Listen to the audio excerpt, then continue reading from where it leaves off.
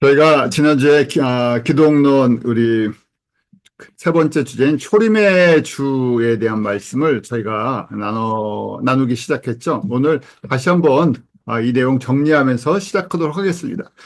어, 첫 번째 저희가 이 구원의 주 예수님이 누구신가? 구원의 주 가장 기본적인 가장 중요한 고백이죠. 예수님이 우리의 구원의 주님 되신다 하는 고백이었는데 구약의 모든 내용들이 예수님이 우리의 구세주 되시는 것, 이스라엘 사람들뿐만 아니라 이방인 가운데 있는 하나님의 잃어버린 영혼들을 구원하시고 하나님 앞으로 인도하시는 큰 그림을 갖고 계셨죠. 그래서 그 그림대로, 그 약속대로, 그 언약대로 이 땅 가운데 예수님께서 인간의 몸으로 오시는 그 약속을 이루어 주셨죠. 그래서 저희가 구약의 내용들을 첫 언약, 그림자라고 이제 보는 것이죠.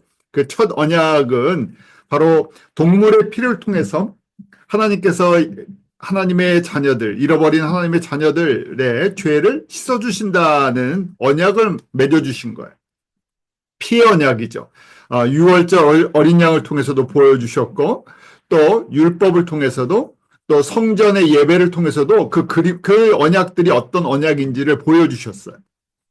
그래서 히브리서 9장에 보면 첫 언약에 섬기는 예법, 세상에 속한 성소가 있더라고 말씀을 하셨어요. 그 첫 번째 언약은 결국 예수님을 통해서 이루어질 언약의 모습들을 저희들에게 미리 보여준 것이었죠. 그 언약이라는 것과 프라미스, 약속의 이제 차이를 조금 다른 개념이 있다고 말씀을 드렸어요. 언약은 법적인 효력이 있는 문서화돼서 직접 거기에 사인을 하고 도장을 찍는 그런 효과가 있다고 말씀을 드렸어요. 그래서 언약은 하나님이 인간과 이 직접 문서를 쓰시고 거기에 피의 도장을 찍어 주셨죠. 때가 되면 생명의 피로 너희들의 죄를 사해주고 영원한 생명을 주시겠다 하는, 그래서 꽝꽝 도장을 찍어 주신 거예요. 언약인데 가장 중요한 언약이 바로 이 피를 통해서 죄 사해 주시고 그 피를 통해서 생명을 주시겠다는 것이었죠. 그런데 예수님이 오시면서 이 첫 번째 언약이 갱신이 되는 거죠. 새로운 언약으로. 왜냐하면 구약의 언약은 이건 실질적인 이 안에 능력은 있지 않았어요. 그래서 약속이지 이 언약이니까 때가 되면 이루어질 건데 언제 이루어지나 바로 인간으로 오시는 성육신 하시는 예수님을 통해서 이루어지는 것이죠. 그래서 예수님께서 이제 십자가를 지시기 전에 이것이 내가 새로 세우는 리뉴하는 거죠. 새로 세우는 새 언약이다 해서 뉴 커버넌트다고 말씀을 하시죠. 무엇으로 이 새 언약을 만드시나 자신의 피를 흘려서 그 언약을 갖다 온전케 이루시는 거예요. 구약은 그러기 때문에 언약 자체였고 바로 예수님은 그 언약을 이루시는 분이셨죠. 그 언약대로 예수님의 십자가의 피로 인해서 우리의 원죄 또 매일매일 짓는 자범죄를 완전히 한 번의 십자가에서 다 씻어주셨어요. 과거와 현재 또 앞으로의 죄까지.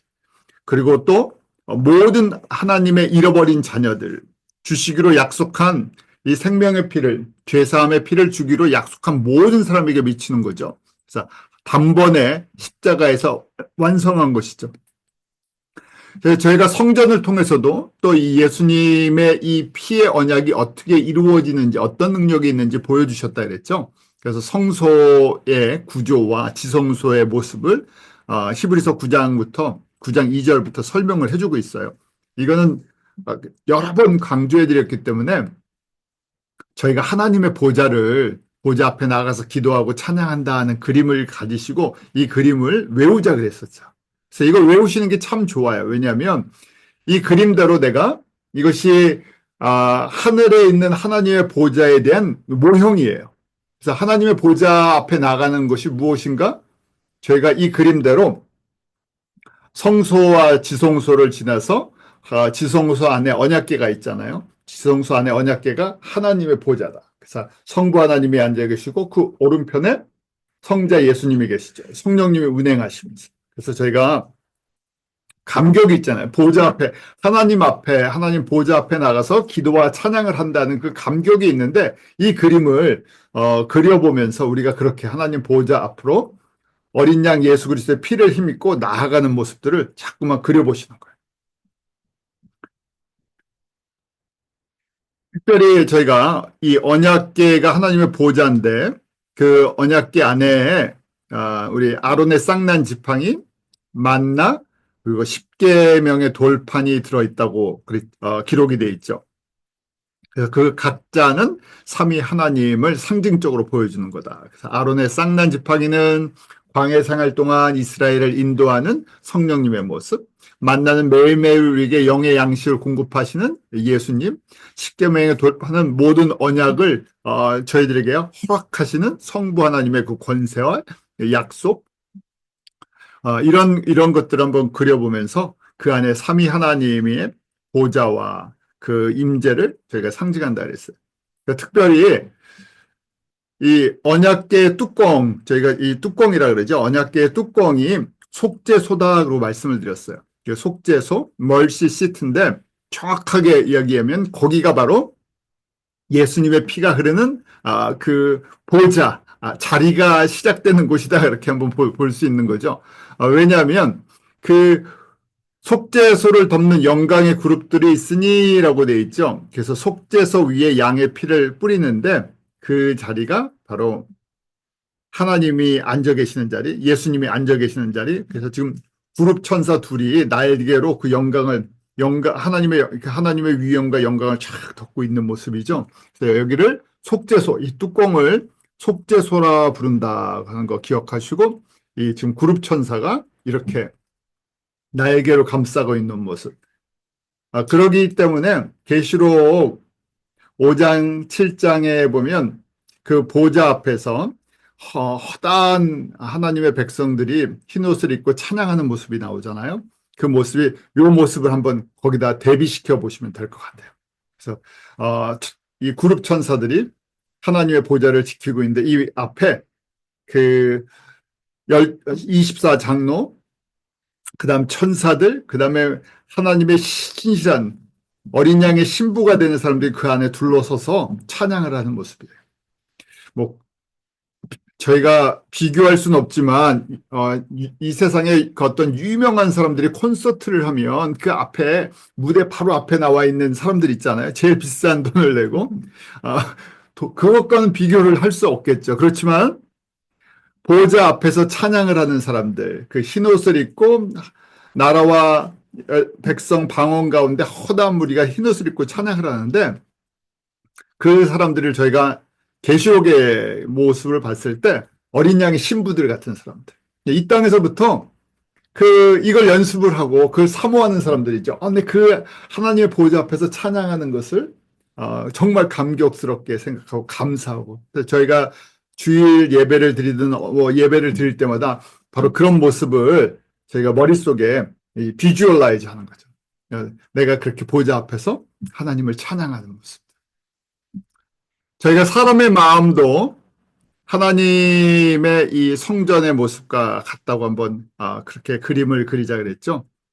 우리 안에 혼의 구조 안에 마음과 목숨과 뜻과 힘 이렇게 네 가지로 나눌 수 있는데 왜냐하면 하나님의 성령이 우리 안에 거하시기 때문에 그래요. 그래서 마음이 법궤와 속죄소 가장 깊은 곳, 목숨 성품이 지성소, 뜻이 성소, 힘은 첫 번째, 두 번째 문이라고 생각하는 거죠.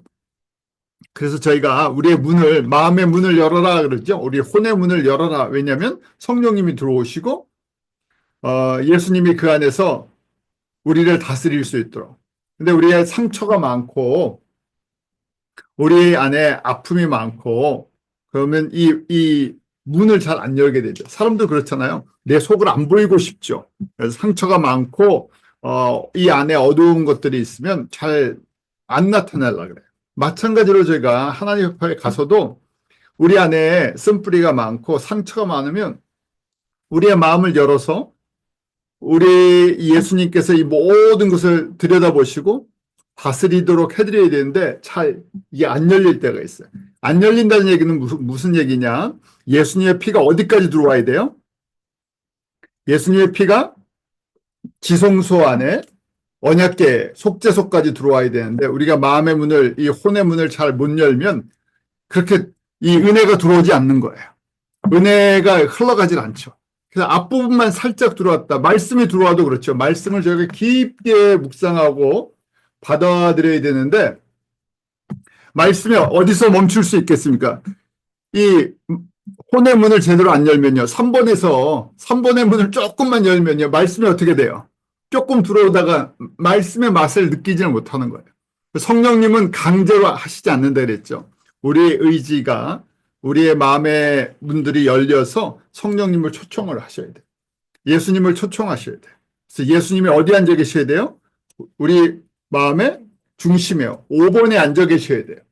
여기에 앉아 계신다는 것은 나의 모든 소유권, 내가 나의 삶의 주인이 됐던 우리 찬양의 고백처럼 내가 내 삶의 주인이 됐던 것들을 내려놔 드려야 되는데 가장 중요한 중심부터 내려놓기 시작해서 하나씩 소유권을 이전시켜 드려야 돼요. 근데 사람들에게 쉽지가 않죠. 머리 생각은 그렇게 해야지 하고 고백을 하는데 현실에서 부닥치면 어떻게 됩니까? 이건 내 거 해야 하는 내가 왜냐면 그렇게 살아왔고 내가 이루었고 내가 다스리고 내가 움직인다고 생각하기 때문에 이 소유권 이전이 잘 안 돼요. 그래서 지금 이 성령님께서 도와주실 때마다 말씀을 묵상하면서 소유권을 하나씩 넘겨드리는 거예요. 소유권을 넘겨드린다고 예수님이 뺏어가십니까? 아니죠. 누가 주인이신지만 인정을 해드리는 거예요. 단순한 예로 저희가 헌금을 한다고 예수님께서 내 재산을 다 내 거야. 그리고 예수님이 다 가져가시는 게 아니죠. 소유권이 예수님께 있습니다. 그래서 그 고백으로 저희가 11조를 하는 거예요. 왜냐하면 예수님께서 나에게 다 주셨는데 내 게 아니라 예수님이 주신 것입니다. 그래서 약속한 것이 10분의 1을 하면서 기억을 하는 거예요. 예수님께서 10분의 9를 달라고 그래도 저희가 할 말이 없잖아요. 소유권이 우리에게 있지 않는데. 그런데 예수님께서 10분의 1만 기억만 하게 하셨잖아요. 그것처럼 하나씩 소유권을 인정하고 넘겨드리고 나는 청지기입니다. 주님께서 허락해 주셔서 저희가 이 땅에서 건강도 그렇고 육체도 그렇고 마음도 그렇고 모든 부분이 그렇죠. 허락해 주셔서 우리가 사용하는 거잖아요. 그러니까 주님을 위해서 쓸 수 있죠. 왜냐하면 내 게 아니기 때문에. 근데 내 거라고 하면요. 여러 가지 생각을 하게 돼. 이걸 내가 예수님을 위해서 쓰게 되면 이런 문제가 생기지 않을까, 저런 문제가 생기지 않을까. 왜냐면 내 거니까요. 그런데 소유권을 인정하고 나아가면 예수님께서 그 부분에 대해서 우리를 통해 영광을 받으시고 또 필요한 부분들을 계속해서 공급해 주시죠. 자, 그래서 저희가 우리의 마음의, 우리의 혼의 구조가 하나님의 성전의 구조와 같다. 그래서 하나님의 성전을 짓는 거예요. 저희가 예수님 앞에 설 때까지, 이 땅의 삶을 마칠 때까지 우리 안에 성전을 계속 지어가야 되죠. 멈출 수가 없어요. 멈추면 굳어져 버립니다. 그래서 저희가 주님 앞에 설 때까지 다른 얘기를 하면 성결, 성화라고 얘기하는데 짓고 있다는 얘기예요. 예수님의 인격, 예수님의 성품, 예수님의 생각, 예수님의 비전으로 꾸며나가는 거예요. 그래서 우리가 이걸 잘 꾸미는데 무엇을 꾸밉니까? 꾸미는 거 다 가르쳐 주셨죠? 이 안에 무엇이 들어가는지 우리 임의로 집어넣는 것이 아니라 들어가야 할 것들이 있어요. 하나님의 말씀을 통해서 집어넣어야 할 것들, 그 중에 가장 중요한 것이 저희가 말씀이죠. 왜냐하면 이 말씀이 가장 기본적인 스트럭처와 내용을 형성하고 있어서 그래요.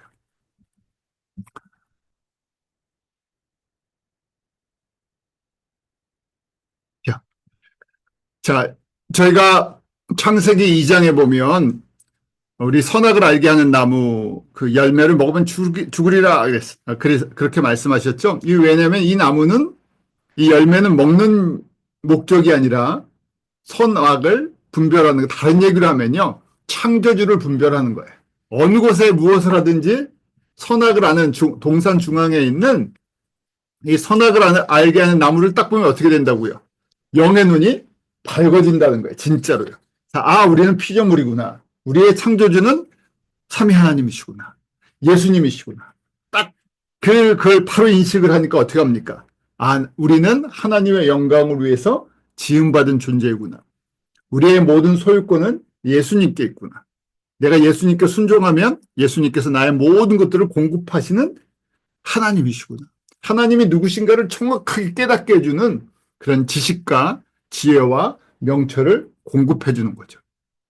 그럼 마귀의 입장에서 어떻게 해야 돼요? 그걸 갖다가 없애버려야 돼. 그럼 어떻게 돼요? 저희 눈이 가려져서 진짜 참 하나님에 대한 분별력을 잃어버리는 거죠.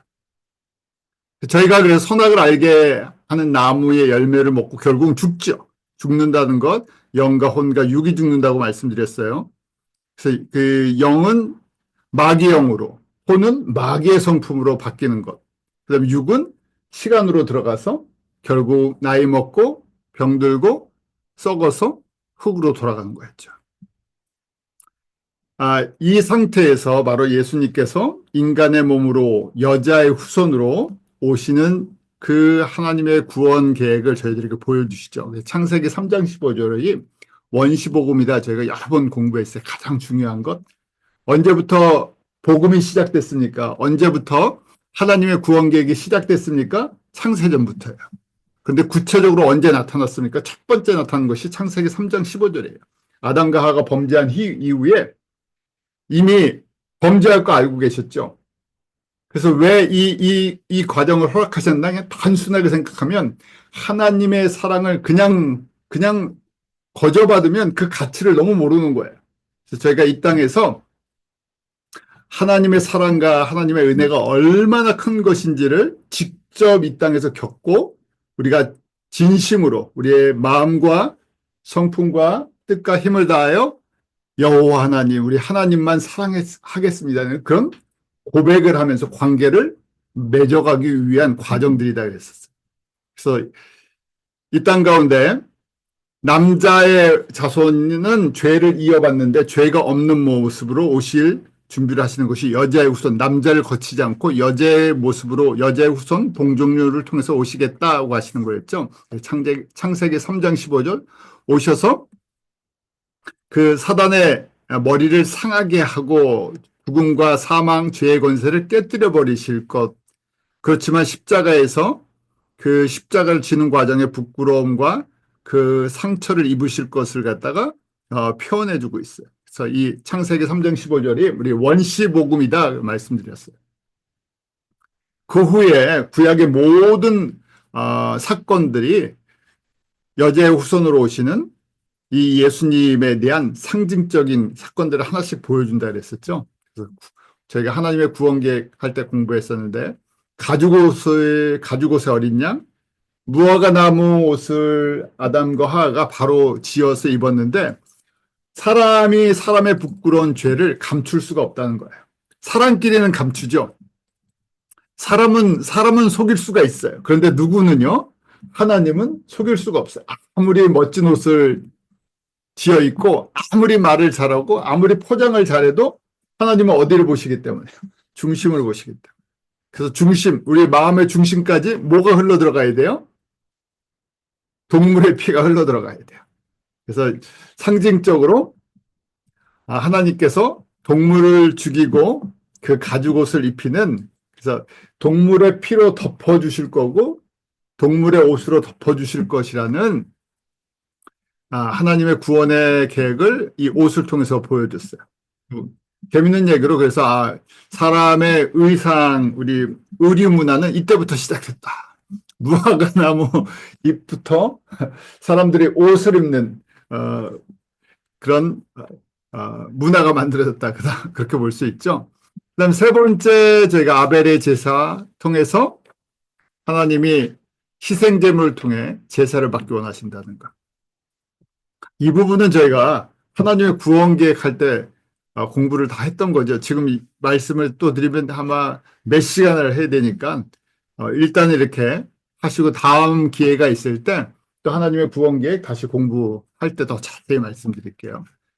노아의 방주도 하나님의 구원 계획을 보여주는 건데 그 물의 심판에서 어떻게 구원받나? 광주 안과 바깥에 역청을 보호해 주실 것을 보여주셨어요. 그래서 광주 예수님을 보여주는 것이고 또 그 역청이라는 것은 피를 우리에게 상징적으로 보여주는 거였다 그랬습니다. 그 후에 또 500년이 지나서 아브라함의 언약이죠. 아브라함의 언약을 통해서 예수님이 이 아브라함과 이삭과 야곱의 자손으로 내려오실 것을 약속해 주세요. 그리고 그 이삭을 통해서는 모리아산에 제사를 지내는 모습을 보여주죠. 처음 들으시면 어려우실 수 있어요. 왜냐하면 오랫동안 저희가 이 부분을 공부를 했기 때문에 다른 얘기를 하면 구약의 모든 사건이 누구에 대한 예표다? 예수님에 대한 예표예요. 예수님이 십자가에 죽으시고 부활하실 것에 대한 예표예요. 그래서 사건들을 저희가 주일학교나 교회에서 이 사건들을 다 분리해서 봤어요. 그냥 믿음의 조상 아브라함의 어떤 사건들 그리고 덮어버리고 또 이삭 스토리 하면서 이삭 이야기 하다가 또 끝내버리고 야곱 하면서 야곱의 이야기 끝냈어요. 근데 그것이 예수님과 연결돼 있다고 그 연결해서 보질 않았어요. 또 선지서가 어렵다고 했던 이야기가 선지서는 우리 엘리야 때부터 말라기까지 한 450년의 기간이에요. 주전 850년에서 400년까지. 그래서 선지서가 제일 어렵다고 대부분의 맞아요. 성경 볼 때 제일 어려운 부분이 제사 지내는 레위기. 아마 안 읽으실 거예요. 대부분 분들이 레위기를 읽고 내가 이해를 하셨던 분은 없으세요. 왜냐면 아니 저희도 지금 제사 안 지내서 집안에서 제사 안 지내서 제사법 다 잊어먹었는데 간단한 제사법도요. 우리나라도 아니고 이스라엘 그것도 구약 때부터 내려오는 제사법에 대한 걸 자세히 적어놨는데 그 저희가 이해가 가겠습니까? 본 적도 없는데요. 과거에 뭐 저희도 집에서 제사를 지냈기 때문에 제사 드리는 걸 봤었죠. 그러니까 제사를 갖다 조상 제사를 이렇게 지냈구나 하고 그림이 그려지잖아요. 그런데 저희가 동물 제사 드리는 것 유대인들이 하나님 앞에서 동물 제사를 드리는 걸 한 번도 본 적이 없어요. 그림이 안 그려지는데 그 내용의 오리지널이 레이기예요. 당연히 읽고 저희가 이해가 안 되죠. 본 적도 없는 게 어떻게 이해되겠어요?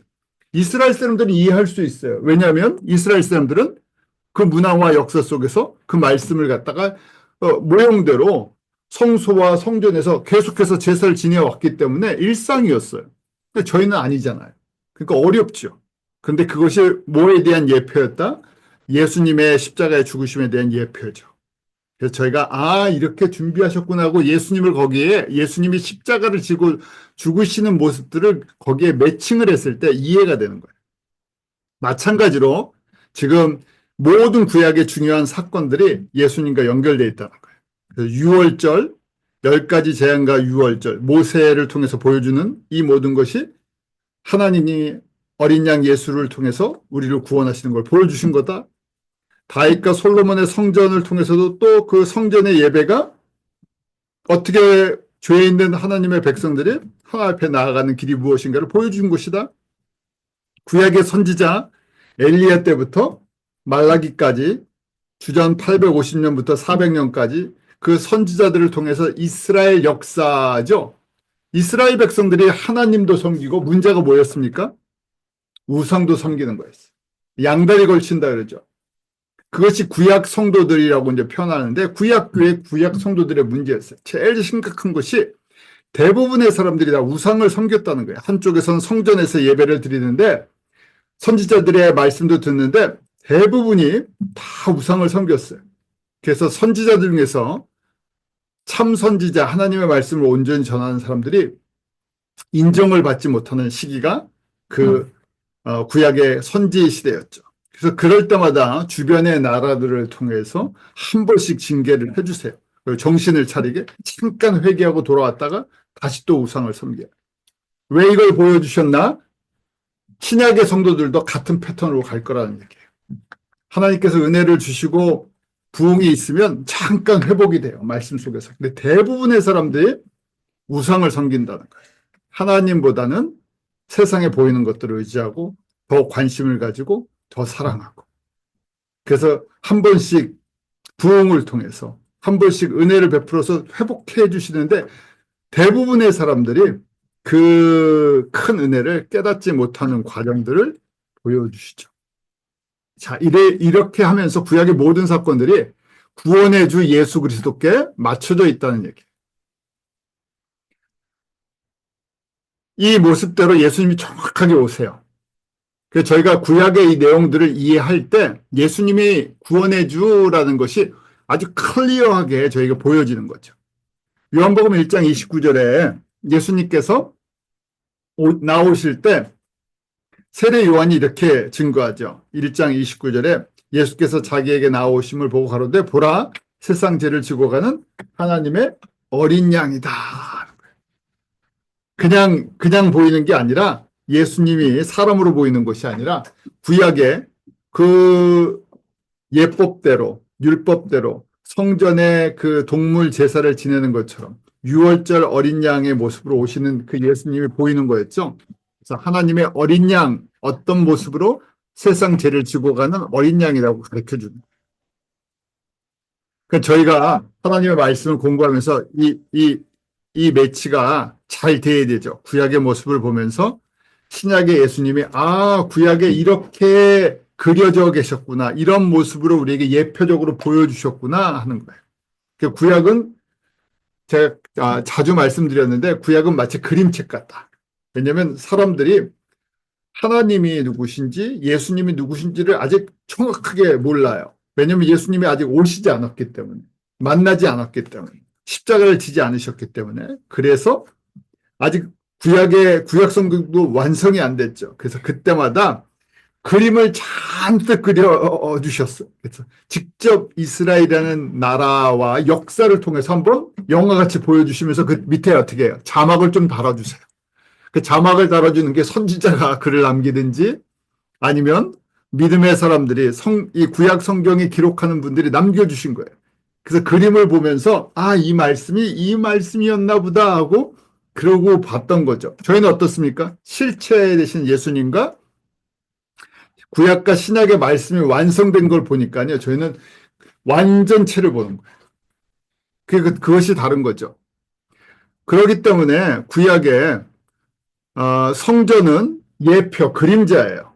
왜냐하면 아무리 성전에서 수많은 동물을 들여도 본질적인 죄가 용서받나? 그렇지 않은 거죠. 왜냐하면 예수님의 피에 대한 그림자예요. 예표예요. 모형이에요. 그런데 사람들이 어떤 문제가 생깁니까? 자꾸만 전통과 율법을 지키다 보니까 본질을 인식하지 못하고 그 외형을 갖다가 굉장히 중요시해요. 잘 보이니까. 구약 시대의 이 모습 때문에 예수님이 오셨을 때 예수님을 그렇게 기다렸던 사람들인데 2000년 동안 아브라함 이후에 모세 이후 1500년 동안 근데 예수님을 보지 못하죠. 봐도 깨닫지를 못해요. 그러면서 뭘 더 중요시 여깁니까? 성전 건물 자체, 예배 드리는 예배, 제사법, 그 율법을 더 중요시 생각해요. 그래서 예수님께서 내가 바로 성전이다 하고 말씀하시죠. 성전에서 장사하고 돈 바꾸는 사람들 쫓아내시면서 성전을 새로 내가 3일 만에 짓겠다고 말씀하시죠. 왜냐하면 예수님이 십자가에 죽으시고 부활하셔서 완성된 참된 성전이신 예수님을 보여주시겠다는 거예요. 그런데도 대부분의 심지어 제자들도 이 부분을 깨닫지 못하죠. 그러니까 저희도 마찬가지예요. 저희는 신약시대에 살고 있는데 저희도 형식이 있고 예법이 있고 어떤 그런 교회의 어떤 그런 예배 형식들이 있어요. 그래서 사람들이 너무 형식에 빠지다 보면 본질, 복음에 대한 관심보다 교회 다니다 보면 그러죠. 예배 시작할 때 뭘로 시작해서 뭘로 끝나야 돼요. 오래 다니다 보면 꼭 묵도하는 순서가 있어요. 교단마다 교회마다 특징이 있어요. 제가 부목사로 섬길 때 3년 동안 예배를 1부, 2부 예배를 인도했는데 1부, 2부 예배 인도하는 순서가 있어요. 그 순서에서 벗어나면 안 되죠. 그래서 순서대로 해야 돼요. 순서에서 벗어나면 어떻게 됩니까? 사람들이 불편해요. 그럼 예배를 잘못 드린 것 같다 그래요. 근데 더 중요한 건 뭡니까? 순서가 아니라 거기에 들어가는 말들이 아니라 예수님이 우리 예배의 중심이 있어요. 예수님을 정확히 봐야 되는데 제가 하나님은 영이시니 신령과 진정으로 예배를 드릴지어다 하면서 예배를 인도를 해요. 근데 그 말을 만약에 잘못했다 이러면 어떻게 되겠습니까? 당장 뭐 목사님이 성령 충만하지 않아서 뭐 은혜가 안 된다 뭐 여러 가지 얘기할 수 있어요. 예배 형식 중요합니다. 중요하지 않다는 건 아니에요. 근데 형식은 뭡니까? 내용을 담기 위한 거예요. 그래서 제가 어느 게 본질이냐? 내용이에요. 근데 신앙이 오래 지나가다 보면 우리 캐톨릭도 마찬가지예요. 형식이 너무 많이 발달되다 보니까 본질이 없어져. 제가 장로교도 그렇고 개신교도 500년의 역사를 갖다 보니까 500년의 전통을 가져서요. 사람들이 교회법과 전통이 뭐보다요? 복음의 본질보다 앞서는 일들을 만들어내기 시작해요. 그 사람이 갖고 있는 우리 안에 있는 어떤 그런 세속화되어 있는 문화와 그런 형식들을 추구하는 모습이죠. 왜 이렇게 될까? 단순한 얘기로 우리가 육신의 눈이 더 발달되기 때문에 그래요. 눈으로 보이니까. 근데 영으로는 안 보이죠. 하나님은 영이시니 하면서 예수님이 이 안에 우리와 함께 하시다는 게 우리 눈으로 육신의 눈으로 확인이 안 되잖아요. 대신 육신의 눈은 바로 목회자나 전도사나 어떤 장로님이 인도하는 건 바로 보여요. 그러니까 바로 그것을 저희가 판단할 수 있죠. 예수님은 우리에게 새롭고 산 길이 되어주셨어요. 왜냐하면 계속 우리가 구원의 주, 성전을 생각하면서 하나님 앞에 나아가는 길을 생각하는 겁니다. 예수님께서 십자가에 죽으실 때 성소의 휘장이, 이때 휘장은 지성소와 성소를 맡고 있는 휘장이에요. 그것이 위로부터 아래까지 찢어지는 그 놀라운 역사가 일어나죠. 자, 왜 이것이 찢어졌나? 히브리서 10장 20절을 저희가 봐야 이해해요. 히브리서는 유대인들, 구약의 내용, 구약의 율법과 성전 예배를 아는 사람들에게 기록된 거예요. 근데 성전의 휘장이 굉장히 중요해요. 왜 중요하다 그랬습니까? 그 휘장을 중심으로 안에가 지성소예요. 지성소는 1년에 한 번 대제사장이 모든 백성의 죄를 용서받기 위해서 딱 한 번 들어가는 날이에요. 못 들어가요. 휘장을 열고 들어갈 수가 없어요. 들어가면 어떻게 됩니까? 아무나 들어가면요. 죽어요. 대제사장도 이분 대제사장이라도 정해진 그날 외에 들어가면 죽어요. 들어갈 수가 없어요. 하나님의 임재와 거룩이 가득 찬 그 하나님의 임재를 상징하는 곳이고 하나님의 임재하신다고 그 임재하시는 곳이기 때문에 그냥 사람이 들어가면 안 돼요. 그래서 정해진 날이 있죠. 우리가 미국 살고 캐나다 사니까 이 날을 우리가 지키고 있잖아요. 너무 감사해요. 그날이 무슨 날입니까? 대제사장이 1년 한 번 지성소에 들어가는 날 욤키퍼예요. 저 유대인들이 가장 중요시 여기는 유대인들의 절기 속죄절이에요.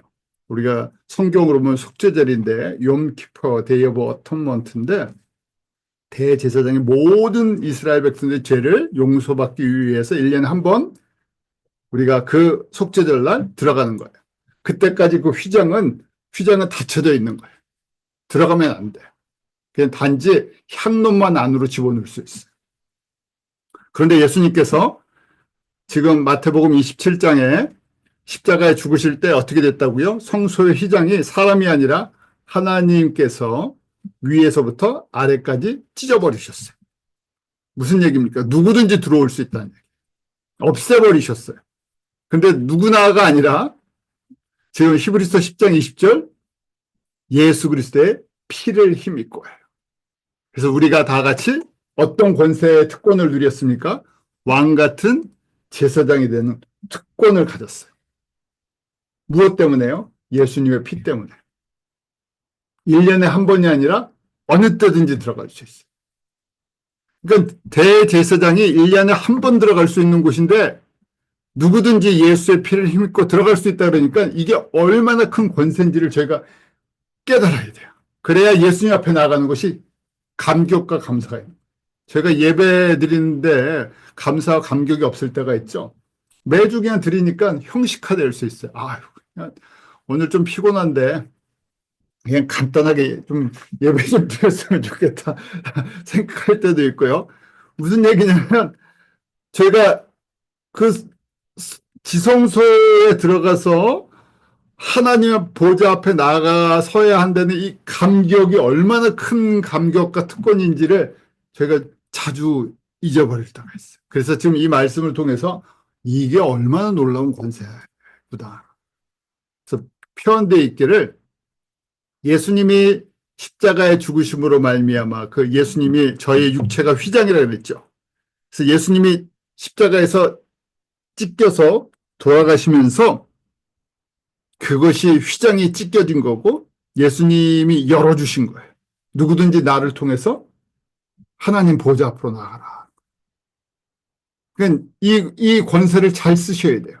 더 이상의 동물의 피도 필요 없고 다른 것으로 나갈 수 없어요. 예수의 피밖에 없어요. 그래서 그것이 영어로 보니까 new and living way라고 돼 있잖아요. 새롭고 살아있는 길. 저희가 그러니까 예수님 앞에 나가서 이 예수님의 피를 힘입고 하나님 보좌 앞에 나가는데 그 다음에 우리가 무슨 찬양을 할 것인지 무슨 기도를 할 것인지를 생각해 보셔야 돼요. 자, 저희가 지금 누구를 힘입고 지금 보좌로 나아갔어요? 예수님을 힘입고 예수님이 어떻게 해서 이 길을 열어주셨어요? 자신이 십자가에서 찢기고 피 흘리시면서 우리의 모든 죄를 다 뒤집어 쓰셨죠. 그리고 열어주셨어요. 그리고 우리가 들어갔어요. 그 다음에 가서 우리가 무슨 기도와 무슨 찬양을 하겠습니까? 그래서 저희가 보좌의 기도, 보좌의 찬양, 보좌의 예배가 일반적인 예배의 차이를 느낄 수 있어요. 이게 얼마나 귀하다 그러면 가서 다른 걸 고백할 필요가 없어요. 뭘 고백하겠습니까? 기도하면서 예수님 하고 저희가 불렀을 때 왜 나 때문에 예수님이 이 십자가의 부끄러움과 고난과 피를 흘려주셨습니까? 하늘과 땅을 지으신 창조주이시고 어제나 오늘의 영원토록 변함없이 만유의 주 되셔서 모든 권세를 가지시고 모든 것을 다스리시는 분이세요.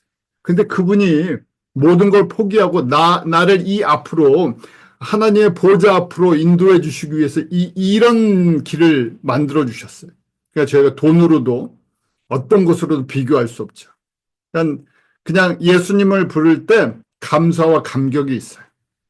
세상의 것들이 다 없어지죠.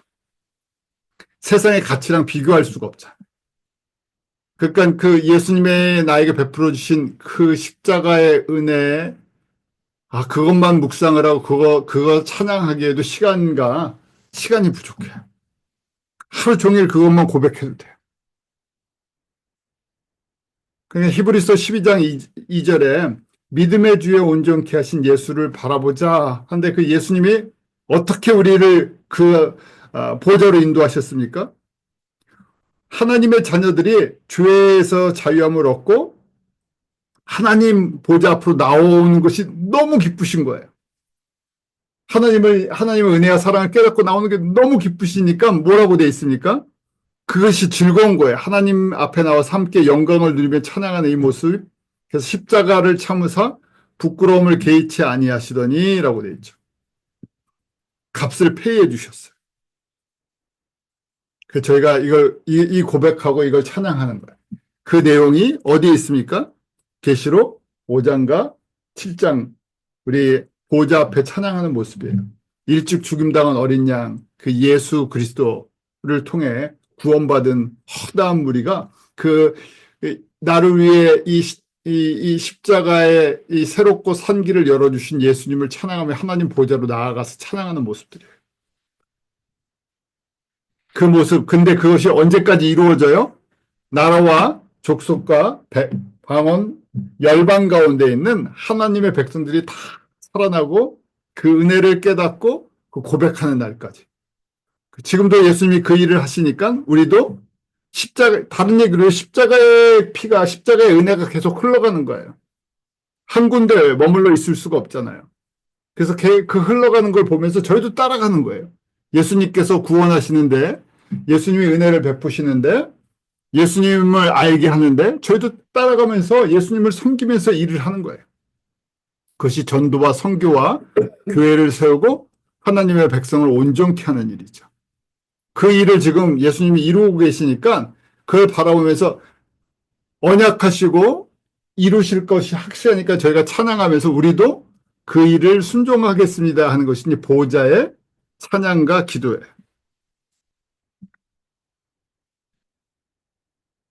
또 예수님께서 이 일의 새 언약의 중보자라고 말씀을 하시죠. 히브리서 9장이 계속 구약의 모습과 예수님의 모습을 저에게 비교하면서 예수님이 구약의 그림자의 완성, 이루시는 분이시라는 거예요. 그래서 율법을 이루셨고 과거의 모형이었던 성전의 예배를 완성하셨고 또 우리를 위한 중보자시고 옛 언약이 파워가 없는데 새 언약은 파워가 있어요. 직접 이루셨기 때문에. 히브리서 8장 5절에도 설명을 해주죠. 저희가 섬기는 것은 하늘에 있는 것의 모형과 그림자라. 구약의 예법, 그다음 율법, 뭐 제사법, 성소에 나아가는 것이 뭐라고요? 하늘에 있는 것의 모형과 그림자라고 되어 있죠. 그래서 모세가 그 하늘에 있는 것을 보고 이 모형을 만들었다는 거예요. 히브리서 9장 9절에도 이 장막이 돼 있죠. 이 장막은 현재까지의 비운이 이에 의지하여 드리는 예물과 제사가 섬기는 자로 그 양심성을 온전케 할 수 없나니 무슨 얘기예요? 파워는 실제적인 파워는 없다는 거예요. 모형이기 때문에 그림의 떡이라 그러잖아요. 가끔 식당이나 제과점의 그 쇼윈도에 플라스틱으로 진짜 같이 만들어 놓은 음식 있잖아요. 그건 보기 좋은 거지 그 자체는 먹을 수가 없죠. 모형이라는 거예요. 진짜 먹을 수가 없는 거고 영양도 없고 그것처럼 앞으로 좋은 일에 대한 그림자 바로 예수님에 대한 그림자였다는 것이죠. 그러니까 예수님을 정확하게 보도록 예수님이 어떤 분이시고 어떤 일을 이루시는지 그래서 실제로 보고 믿는 건데 실제는 새 언약의 중보자세요. 히브리서 9장 14절 15절에 영원하신 성령으로 말미암아 흠없는 자기를 하나님께 드린 그리스도의 피가 어찌 너희 양심을 죽은 행실에서 깨끗하게 하고 살아계신 하나님을 섬기게 하지 못하겠느냐. 이게 진짜 파워가 있다는 거예요. 구약의 동물의 피는 진짜 파워가 있습니까? 아무 파워가 없어요. 상징적인 거예요. 이걸 기다리게 한 거죠. 진짜는 뭐라고요? 그리스도의 피예요. 그리스도의 피는 우리의 양심, 우리의 죽은 것, 우리의 허물과 죄 깨끗하게 할 수 있는 능력이 있다는 거예요. 아무리 유월절에 많은 어린 양이나 소를 잡고 뭘 잡아도 그 피는 양심이나 죄 문제를 해결할 수 있는 능력이 없다는 거예요. 그래서 그 15절에 이로 말미암아 그는 새 언약의 중보자니라고 돼 있죠. 그걸 이루시는 분이세요. 증거해 주시는 분이세요. 새 언약이 뭐예요? 예수님의 피로 만든 것. 예수님의 피로 죄사함과 생명을 얻는 것에 예수님이 중보자가 이 증인이 되어 주신 거죠. 그래서 저희가 이걸 깨달으면 모든 것이 감사, 감격, 은혜를 고백하게 됩니다. 나에게 적용해 보면 나를 하나님 앞으로 인도하기 위해서 얼마를 준비하셨어요? 예수님의 피를 나에게 주시려고 언제부터 준비하셨어요? 창세전부터. 인간의 역사는 누구 때부터요? 아담 때부터. 아담 때부터 준비를 하셔갖고 나에게 이 예수님의 피를 주시려고 준비된 게 구약 4,000년. 예수님이 오셨어요. 예수님이 오신 지 얼마 됐습니까? 2,000년이에요. 2,000년 어떻게 보면 나 때문에 기다려 주셨어요. 그렇잖아요. 저희가 지금 2025년에 사는데 나에게 이 예수님의 피를 지금 나에게 나눠주시려고 무려 얼마를 기다려 주셨어요? 2,000년을 기다려 주셨어요. 아유, 세상이 복잡한데 끝인가 보다. 종말이 가까웠다는 것은 누구부터 얘기했습니까? 저희만 마지막 때에 가까웠다고 얘기한 게 아니라 바울 때부터 그랬어요. 바울은 본인이 사역하면서 정말 마지막 때에 가까웠다고 그렇게 고백하고 그런 소망을 갖고 살았어요. 2000년 동안 기다려 주셨는데 누구 때문에요? 나 때문에. 나에게 적용하면요. 이 은혜, 이 감사, 이 감격을 뭐라고 표현할 수가 없어요. 그래서 저희가 어떻게 하는 겁니까? 주님 말씀에 순종을 하기 시작하는 거예요. 감사하기 때문에. 저 새로워지려면 결론적으로 어떻게 저희가 우리의 속 사람이 새로워지는 거예요. 겉 사람이 새로워지는 게 아니고요. 속 사람이 새로워지려면 옛 성품, 내 옛 모습이 바뀌어야 되죠. 바뀌는 게 아니라 그냥 적당히 바뀌는 게 아니라 벗어버리고 새로 입어야 돼. 그래서 이 벗어버린다는 것이 이제 쓴뿌리가 빠져나간다. 옛 성품을 벗어버린다. 변화된다. 이런 거죠. 그러기 위해서 우리가 어디에 자주 가야 돼요? 지성소로 가셔야 돼요. 지성소 앞으로 자꾸만 나아가셔야 돼요. 그래서 히브리서 10장 22절 왜 우리에게 이 새롭고 산 길을 열어주셨나? 여기서부터 시작된 거예요.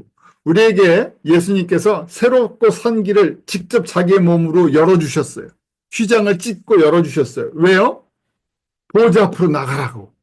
또 보좌 앞에 나가야 돼요. 그래야 하나님의 영광과 하나님의 실체를 볼 수가 있어요. 그분의 권세를 볼 수가 있어요. 그러니까 제가 어떻게 하나님의 보좌 앞에 나갑니까? 그게 아니라 나오라고 열어주신 거예요. 우리가 대단해서 열어주신 것이 아니죠. 우리가 아직 죄인 되었을 때, 죄인인데, 죄인을 위해서 열어주신 거예요.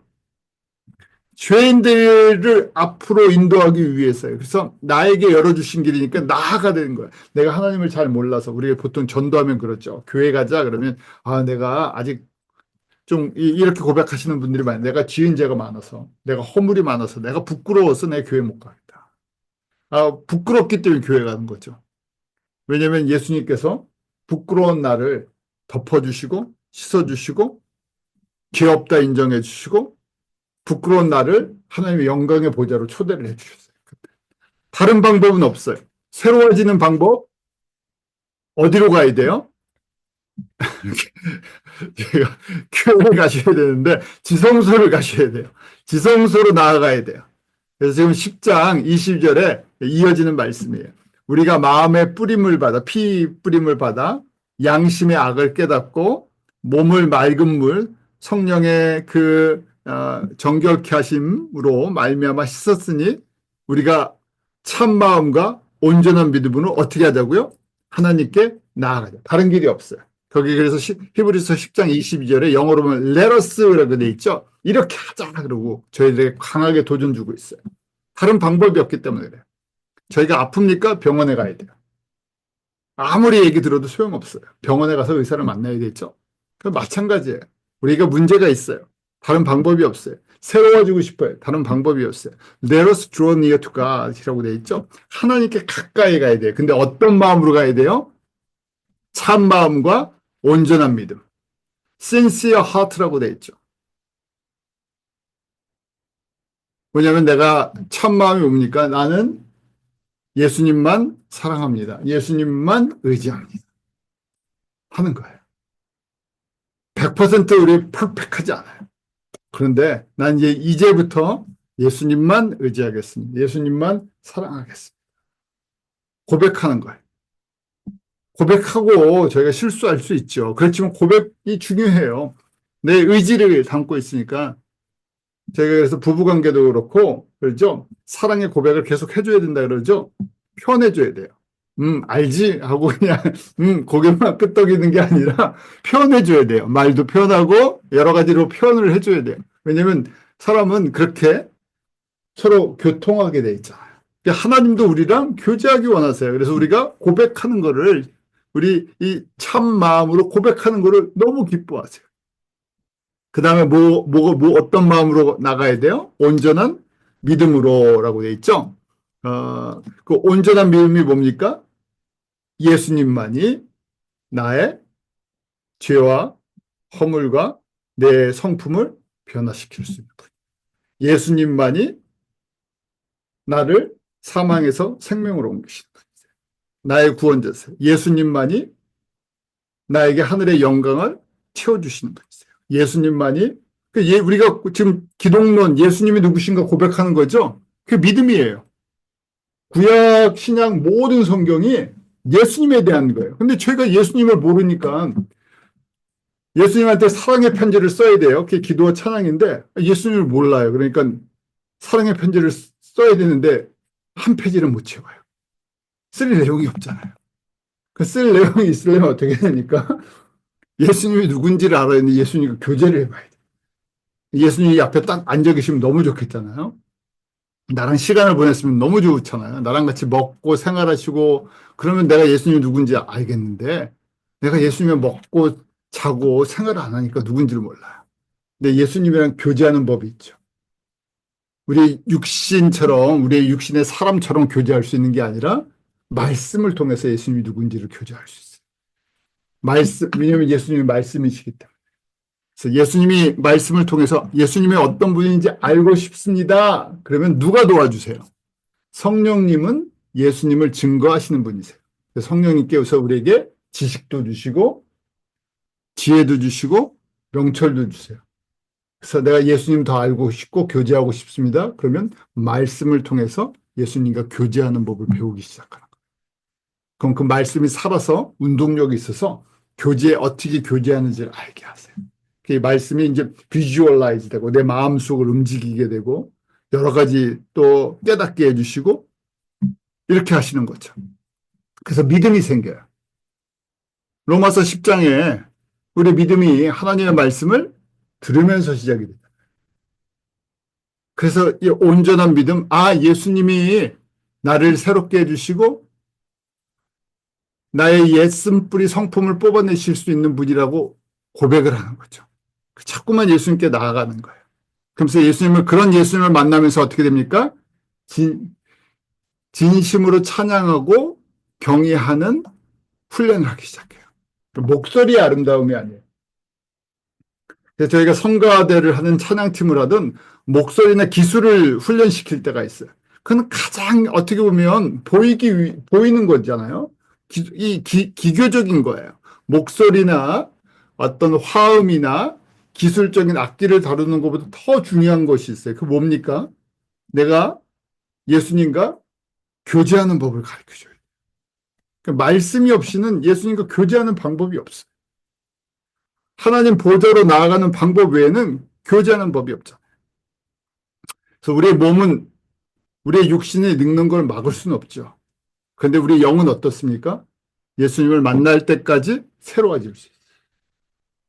근데 문제는 우리 육신이 노화되면서 생각도 노화될 수도 있고 생각이 노화되면서 우리가 영적으로 새로워지는 걸 멈출 때가 있어요. 내가 이 정도 그냥 성경 알고 이 정도 신앙생활 했으면 됐지 하고 마치 육신이 노화되는 것처럼 영도 그냥 굳어져 버릴 때가 있어요. 그래서 저희가 항상 우리의 육신은 분명히 한계가 있지만 영은 그렇지 않죠. 그래서 하나님께 방법은 이거예요. 이 순서대로. 참마음과 온전한 믿음으로 어떻게 하나님께 나아가는 거죠. 앉아서도 나아갈 수 있고 운전하면서 나아갈 수도 있고 잠자면서도 나아갈 수도 있고 샤워하면서 나아갈 수도 있고 일하면서도 나아갈 수 있어요. 왜냐하면 예수님은 어느 곳에나 거하시고 내 마음에 거하시니까. 그래서 저희가 쉬는 동안에 저희가 요새 참 자연을 보면서 너무 이렇게 좋은 것 같아요. 제가 이렇게 운전하고 오면서 아프리카보다 여기가 더 숲이 아름다워요. 아프리카 가면 저희가 유럽 지나오다가 뭐 사람 지나갈 때 사람들이 꼭 물어봐요. 새로 뭐죠? 국경 지나가고 하여간에 공항 들어가고 나갈 때 물어봐요. 아프리카 갔다 왔다 가서 뭐 동물을 봤냐? 무슨 동물 봤냐? 요번에 처음으로 원숭이 봤어요. 아니, 볼 동물이 없어요. 닭이랑 염소랑 소만 봐요, 빗정말은. 나무도 생각보다 많지 않아요. 여기는 귀에서 사진도 보고 까지 안 보는데 여기 내려오는 영어도 이 보고 뉴저지 내려오는 숲길이요. 나무가 훨씬 많아요. 그래서 야, 여기가 아프리카 정글이라면 진짜 여기가 아프리카 정글이면 이걸 믿겠다. 아프리카 정글 같지도 않아요. 나무가 많지 않으니까. 무슨 말씀을 드리려고 하는 거냐면요. 저희가 이 땅에서 보는 것들이 우리가 정말 좋은 곳에 살고 있잖아요. 우리 정말 좋은 곳에 살고 있는데 우리 육신에 하나님이 좋은 것도 허락하시고 많은 것 허락하셨는데 정말 예수님께 다 지금 가까이나 하늘의 보좌 영광을 보는 연습을 하면서 때가 돼서 주님 얼굴과 얼굴로 만날 때까지 뭘 해야 된다고요? 우리에게 주신 사명을 감당해야 돼요. 이 사명을 감당할 때 조건이 있죠. 먼저 수직사랑 수평사랑이 우리 안에서 훈련이 돼야 돼요. 완벽한 사람은 아무도 없어요. 그래서 예수님 앞에 나아가면서 내가 영적으로 날마다 새로워지고 예수님을 닮아가고 나의 연약함을 고백하고 그러면서 내 이웃을 사랑하는 하나님의 백성들을 사랑하는 것이 무엇입니까? 이 예수님의 피의 은혜를 나눠주는 거예요. 말씀을 통해서, 섬김을 통해서. 그래서 주님 오실 때까지 주님이 일하시는 거 저희가 참여하는 거죠. 이것이 바로 구원의 주님 예수 그리스도를 매일매일 경험하는 방법입니다. 나도 경험하고 이 은혜를 나누는 거죠. 저희가 또 이 기독론 예수님이 누구신가? 성경 전체가 예수님이 누구신가에 대한 기록이죠. 그래서 말씀을 통해서 우리의 속사람이 새로워지는 그리고 예수님의 이 보혈, 이 십자가의 피가 얼마나 나에게 소중한 것인가 더 알기를 사모하시고 더 깨닫는 은혜가 넘치기를 원합니다. 아멘. 기도하겠습니다. 하나님 아버지, 저희들에게 베풀어 주신 그 십자가의 피를 의지하며 하나님 보좌로 날마다 나아갑니다. 우리 함께 믿음으로 주님 앞에 나아올 수 있는 믿음의 귀한 동역자들, 가족들, 또 성도들, 교회들, 선교지에 있는 신실한 일꾼들 허락해 주심을 감사합니다. 예수님께서 이 구원의 피, 십자가의 은혜의 피를 온 열방 가운데 흐르게 하시는 이 일에 죄들을 불러주셨사오니 하나님 앞에 날마다 감사함으로 나아가며 우리에게 맡겨주신 귀한 은혜의 섬김을 감당하게 해주시옵소서. 우리의 생각과 마음과 모든 것 예수님께서 주인이십니다. 다스려 주시고 매일매일 우리의 삶 속에서 예수님이 우리의 주인 되시고 구원자 되시며 우리의 산성과 공급자와 만유의 주 되심을 고백하며 예수님을 따라가는 그 은혜가 저희 모두에게 넘쳐나게 하여 주시옵소서. 감사하며 예수님 이름으로 기도하옵나이다. 아멘.